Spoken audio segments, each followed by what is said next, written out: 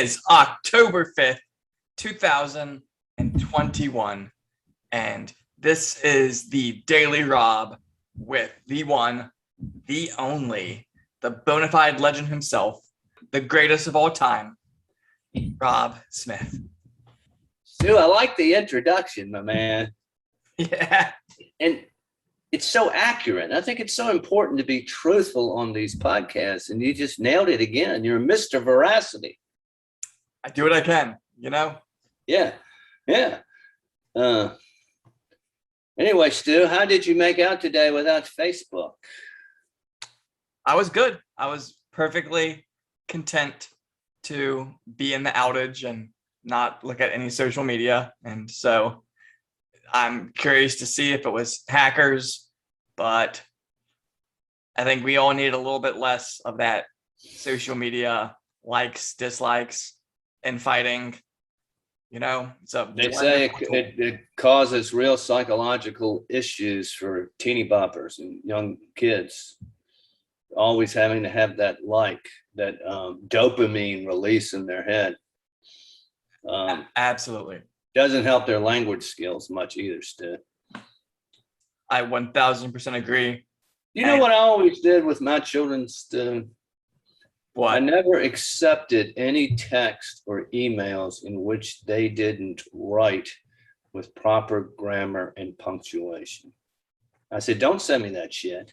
If you want something, phrase it the right way and use proper English.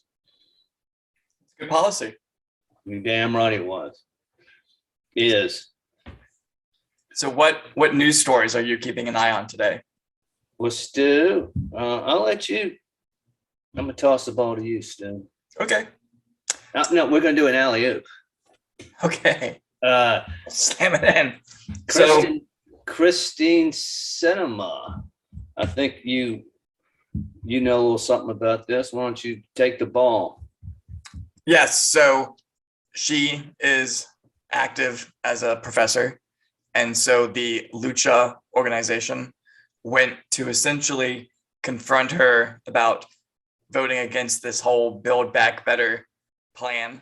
Build back better, blah, blah, blah, green. And they proceeded to follow her into the restroom. When she was in the restroom, and from what we can see in the video, seemingly using the bathroom, they were lecturing her and threatening her. She was in the stall, and they're sitting there filming it. Yes. And sending it across the social media airwaves. And if you watch it to its finale where it gets cut off, what you actually see is this one girl, both of which they sound like they weren't born in America. One of them says she came over here when she was 3 and we got you in office and we'll get you out of office if we need to. And then the other was an implied threat of maybe a little bit more than we'll vote against you. Yes. And the other girl was talking about how she was a victim of human trafficking. And that really, to me, felt more symptomatic of the issues that we have with the border, with the cartels. And right. If you had a border, there would be, in a defense, there would be no human trafficking because the coyotes knew they couldn't get you in. So yes. And an interesting thing about all this, Stu, is Joe Biden was asked about it today, and he said that's just part of the political process. You know, going in and filming a woman go into the bathroom and threatening her. It's perfectly okay if she's on the other side of your political issue. And it also sounded like he also implied that, well, if they only had the Secret Service, they wouldn't have to deal with that. It happens to everybody. From the only people it doesn't happen to are people who have Secret Service standing around them. New York Mag had this to say about it, which I think is somewhat disgusting. So this is a direct quote. Aggressive protest tactics like the one so incensed Sinema tend to be a symptom of a much larger problem. When people are shut out of a supposedly democratic process, they have no choice but to agitate. The Senate is a broken institution, one that is hidebound by archaic rules like the filibuster. It is an increasingly expensive proposition to run for office at all, which keeps the Senate in the hands of those who can afford to be there. Activists aren't wrong to think that democracy is in decline and that it is threatened further by elected officials like Sinema, who attend expensive fundraising dinners while holding up bills their donors despise. That anger is valid, and it has to have somewhere to go. There are options that don't involve a bathroom stall, but frankly, there aren't many, and time is short. If you're feeling outrage, reserve that largest share for Sinema. So, do you think that Ryder feels that way about anyone who was in Washington, D.C. on January 6th? Good. Yeah, if you carry American flag into the Capitol after you are invited in, you're an insurrectionist. But Stu, it's always the case with the left. The ends always justify the means, and that's what they're saying. First of all, we don't live in a democracy. We live in a republic. There is this thing called federalism. There is this thing called the rule of law. There's a process. It's a process that is there to protect us from really the populism of the majority over deliberation and common sense. And that person is an idiot, an angry idiot. And there's an aspect to it where they need big daddy government to take care of them. They're perfectly capable of taking responsibility for their own lives and just finding whatever means they can to remove themselves from the system and be independent. There is such thing as, working your ass off and climbing the ladder. Yes. And so if you go to the Lucha we're website, up at 4 o'clock in the morning, Stu. Yes. And then we got work to do all day in our own jobs. And so if you look, are you tired, Stu? Yeah, a little bit. I didn't have coffee yet. Okay. But if you look at the Lucha organization website, they're definitely using Marxist language, and they, in that dialectic of thought, they have something called community action, and that's where your people in your community help you take care of each other. It's part of anarcho-communism. It's a part of that. All they know how to do is to bitch and complain. They don't know how to pull themselves up by their bootstraps and go out there and be part of society. They are immersed in this kind of hatred, in that we're victims, which they've been taught. And the only outlet for their anger, probably for their self-loathing too, is to go and do things like this. And then you had Manchin also got protested on his houseboat in DC. And I was wondering how you have a houseboat if you're in West Virginia. It's a great question. What was it? His houseboat has a reference to country roads on it. I forgot what exactly. Almost Heaven is the name of his boat. Almost Heaven, West Virginia.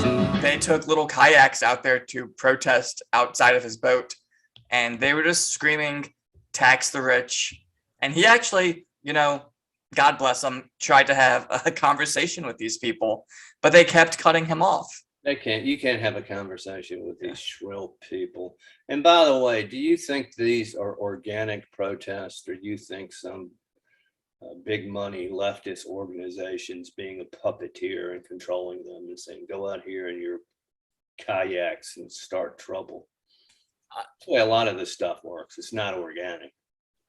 It all is just very gross.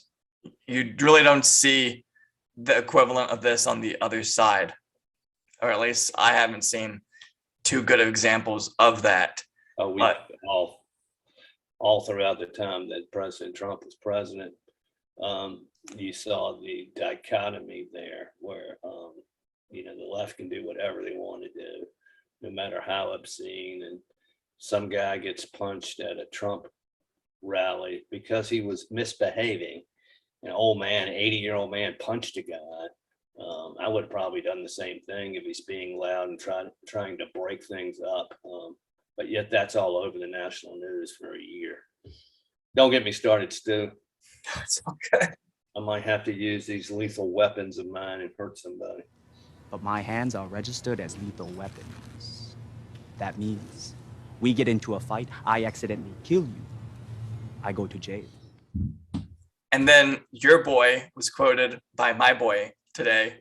And so Ron Paul. We interrupt our program to bring you this important message. Freedom is a young idea. It's only been tested for a couple hundred years, and we had a taste of it, and we're throwing it away. But what I see others are doing, the others, especially in many of the other candidates, they have old ideas. It's totalitarian. It's a control of government policing the world, militarism, telling people how to run their lives, running the economy, telling people what they can put in their mouths and whether or not they can even drink raw milk. It's just absolutely out of control. But the idea that individuals are free, that they have a natural right to their life and the liberty, and they ought to be able to keep the fruits of their labor, that is a young idea. So I would say people ought to go with a young idea in somebody that can express them. And interestingly enough, it's the young people that fully endorse my campaign. And now back to your regularly scheduled program. The great Ron Paul tweeted that Senator Ron Johnson said data from England shows 63% of Delta deaths in the last 7.5 months were fully vaxxed. So just kind of interesting to see how it takes so long for some of this news to trickle out, but it does. And I have experienced that with kind of my, lexicon of interest with the drone strike in Afghanistan, where the day it happened, I knew that the people on the ground were saying it looks like 7 children were killed in this. But it took about a month for that to come and actually enter the mainstream news cycle. And so in a world where I can send someone a text from a continent away, our news apparati here will suppress stories until the story is almost essentially irrelevant or out of date and has to compete with the breaking news of that day. That's why you got to get a lot of your news from the UK. But that wagging the dog incident, I felt almost immediately that it was a wagging the dog incident because, I've lived through several decades of reading the newspaper every day, and that was an awful quick thing to happen right after the 13 folks were dead. And it felt like it may very well have been that before we even had any of the evidence. And of course it was. So in order to prop yourself up politically, go kill 7 children. Yeah. But I thought it was ISIS-K. It was ISIS-K. Yeah. They're so used to being able to do whatever they want and say whatever they want because, again, there's no media to check them except for you, Stu. Well, you were the Mencken of the 21st century. That is a very nice compliment, but not even in that same realm. But all right, what else we got, Stu? China's about to have a real estate market crash. Lots of public debt and private debt. It's going to go into default. I don't know what that's going to mean to our bond market. I don't know whether it's going to mean they're going to buy our bonds more or they're not going to have any money to buy anything. But we shall see how that shakes out. Corrections in markets is nothing bad necessarily. Speaking of corruption, Jen Psaki was asked yesterday about Hunter Biden's China investments because it's reported in documents that he still has investments, not investments, gifts in Chinese companies. One is a private equity firm called Bohai Harvest or something, in which they just give him 10%, just give it to him, of this entity that they fund with gazillion dollars. And of course, he hasn't divested himself of that, even though the president said he would. And this is not the Bobolinsky company.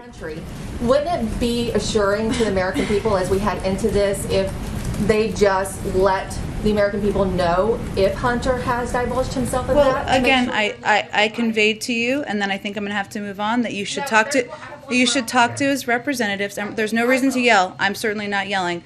You should talk to his representatives. That remains his policy. He's been working to wind that down. Beyond that, I think would talk to his representatives. Mr. Biden is speaking about one of the strangest events in his train wreck life, his affair with his brother's widow. A lot of people look at that and think, what were you thinking? Yeah. What were you thinking? Now, according to court documents, an Independence County judge ordered Biden to pay an unknown monthly sum to London Alexis Roberts. It starts February 1st. He was also ordered to pay retroactive child support dating back to November 2018, and he'll pay for the woman's attorney fees and costs. And now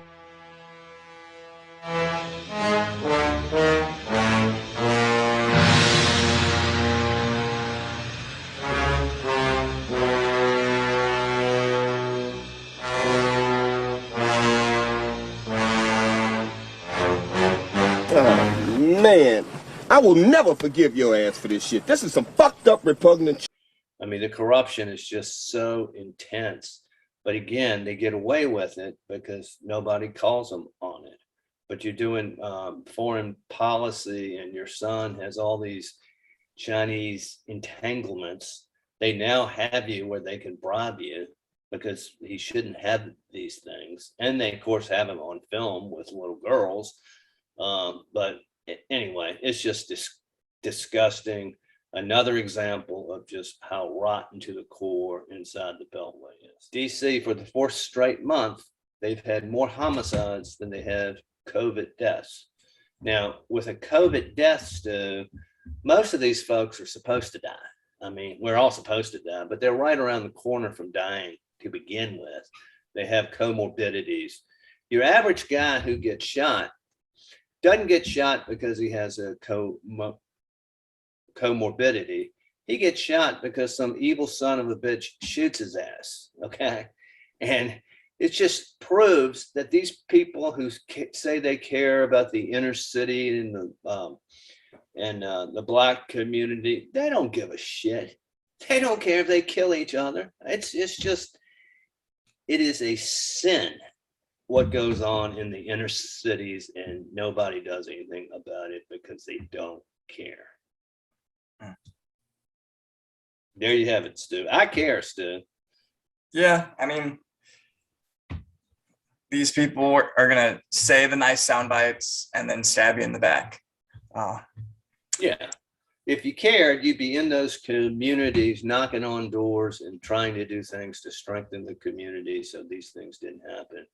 And what that is old-fashioned values and proselytizing about them, and having police there.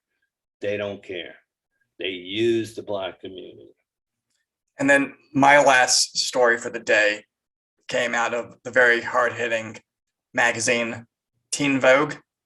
And so Teen Vogue has now declared that the Federal Reserve should be used as an apparatus of government that will help fix all inequalities in our nation, whether that's racial inequality, social inequality. And so imagine a world where the Fed could just print off all the money you need to fix those neighborhoods. Well, of course. So that is what Teen Vogue envisions for the future. Ain't no free lunch. Print a bunch of money, you're gonna have problems. But you know, I don't know what to say, Stu. I've never read Teen Vogue, but I know a lot of women like AOC who think like they read exclusively read Teen Vogue.